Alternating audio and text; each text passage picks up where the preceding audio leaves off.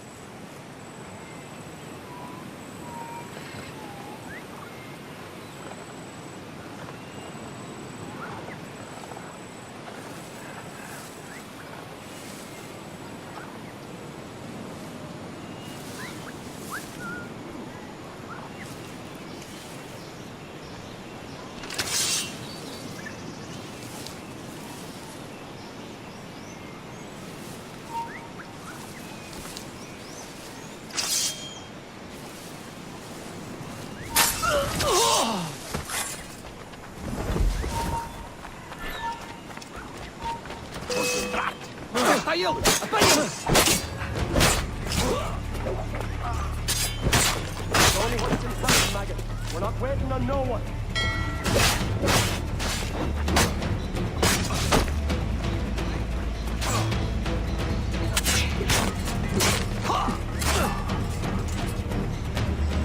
Put some muscle in that buckle or we're leaving you behind.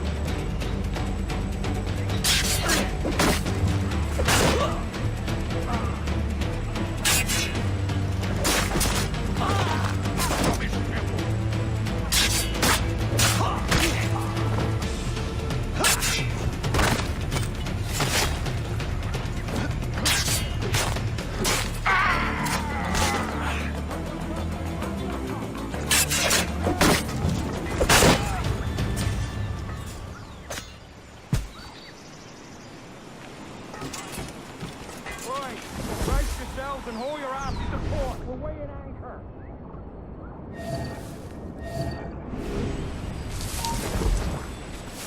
Up with your mongrel. Lend the boat in a hand.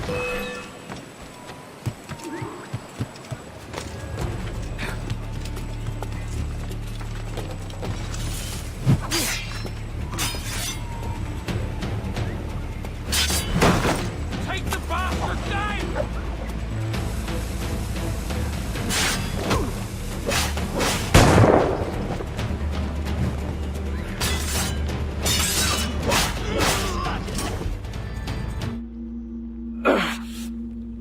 You done us good, Kenway. Proved yourself a true bravo. And for what? His own bloody pride. You stepped in the path of my prize. Not a thing a man should do. A cocksure, Cully. Just like Hornigold said. That Templar scab means nothing to me. None of you do. And you're worse for it, Kenway. It were the Templars who took us in when all else went to shit. Not our king. Not our country.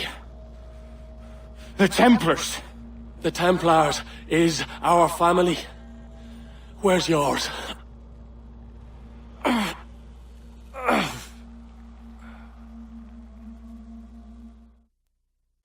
The road is getting longer and more dreary for Edward Kenway after being saved by his island encounter with Charles Vane. It looks like most of his allies are looking down on him as being consumed by his quest for the infinite treasure of Fantasy Town known as the Observatory. Which is why Edward was forced to chase down the freshest lead for the Sage all by himself, and apparently he left his budding assassin skills in his other pants today because the Sage was able to get the drop on him yet again while he was scoping out his old camp.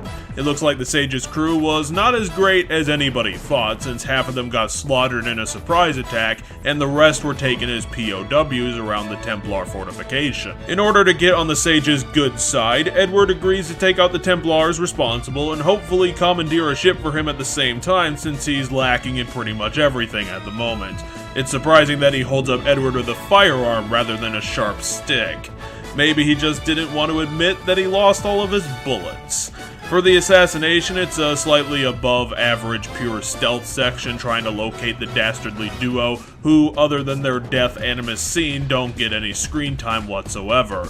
The pair is basically a freebie that Edward throws the Sage so that they can become best friends in the plot. It's not a good thing for a boss fight set piece that you could replace the boss in question with a butter sculpture and get exactly the same intent in the plot as the person that was actually killed. For all of the Templars' attempts to break through Edward's stubborn hatred of them, Burgess and Cockram seem to have the best point to make in all of them by saying that the Templars were the only ones who cared for them after some backstory happened to them. Well, that's the obvious way this assassination failed. Ubisoft wanted to write these guys as sympathetic characters, but forgot to actually write into the game the reason that they're supposed to be sympathetic. What, Ubisoft, do you want me to make up a reason why they're underdogs of the world instead of deserving asshole murderers? Well, how about this?